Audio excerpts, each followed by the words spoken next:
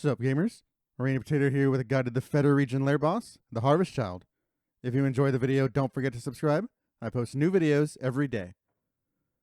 The Harvest Child is a size 2 enemy who spawns in the back row accompanied by 2 sentient meat.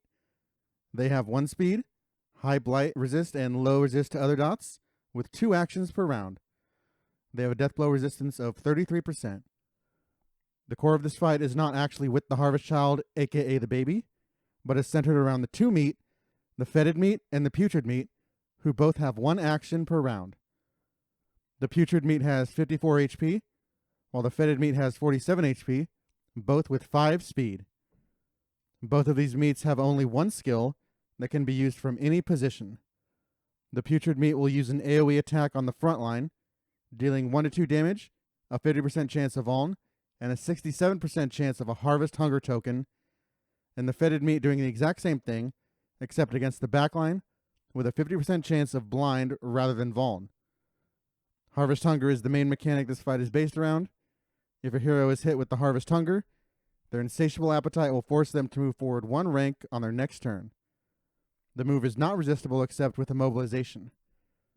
If the move puts you in rank 1, you will then be forced to eat the meat, essentially passing your turn to do 3 to 6 damage, only usable against one of the meats, heal 1 stress, and gain a permanent non-resistible debuff of minus 15% max HP for the remainder of the combat.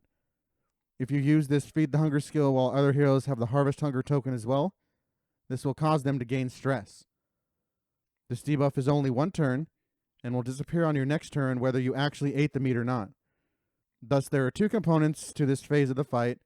One is Harvest Hunger disrupting your general team alignment, necessitating a somewhat mobile team with rank recovery movement abilities. The second is straight up losing a turn every round if you get slapped with the hunger. To prevent this, I've seen some advice that says to focus down the putrid meat, the one who applies the hunger to the front where it forces the eat action, and kill it to fully disable it. This is awful amateur hour advice. The putrid meat has 54 HP, while the child has 120 HP.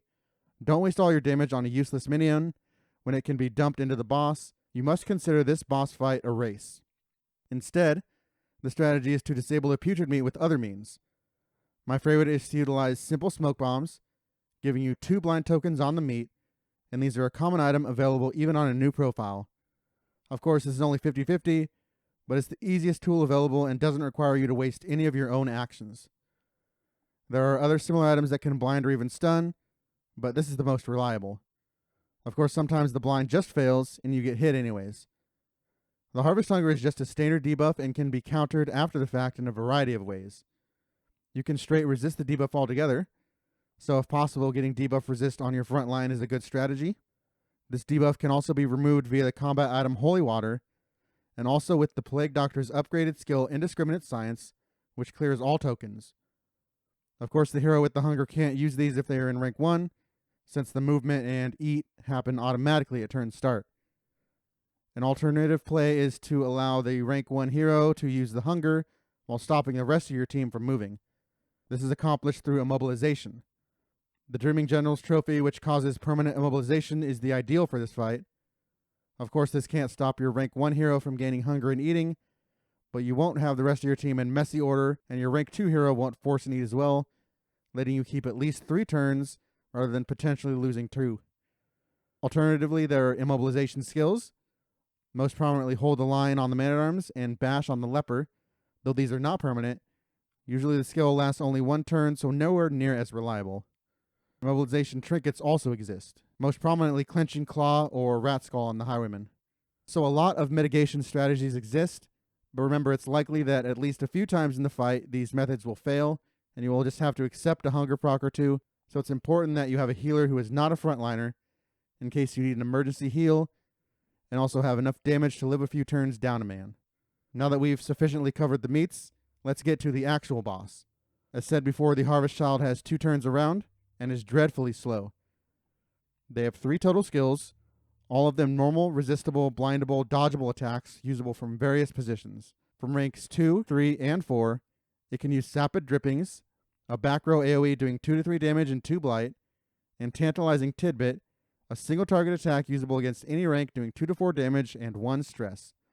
Both attacks move the Harvest Child up 1 rank. When the Harvest Child hits rank 1, he will use Maws of Life, a frontline AoE doing 6 to 10 damage, and a bleed of 3, while moving back 2 ranks again. Sapid Drippings can be a problem depending on your team comp. It's not a lot of damage, but the blight adds up, especially if you're trying to hide your low HP heroes in the back, as is typical.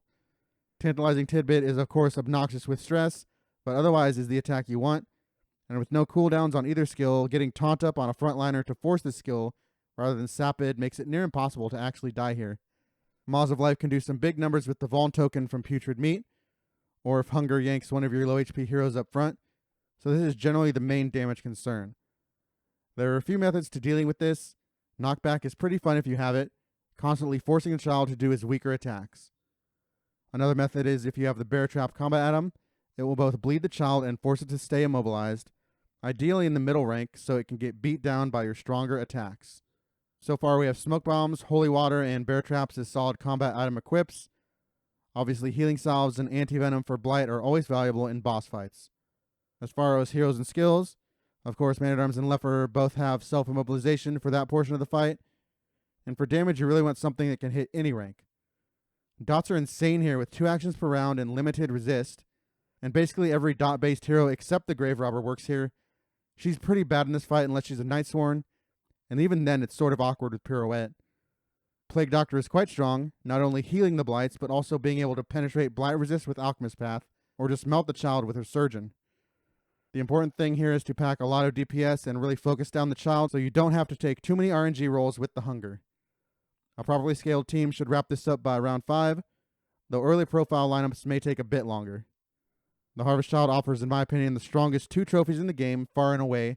The Harvest Bounty offers an absurd 25 inventory space, basically doubling your bag. You essentially never have to worry about managing inventory ever again, and can put the Hoarder to shame with your collection. This helps a ton in more difficult acts like Act 3, where you want to hoard a ton of items for the mountain.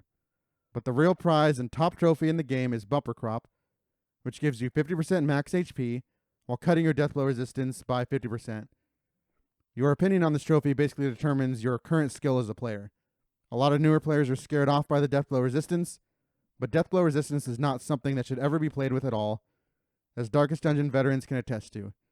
Unlike standard RNG rolls, you lose the deathblow check and it's essentially game over, meaning you need to do everything in your power to avoid ever taking them. This trophy is a great path towards that.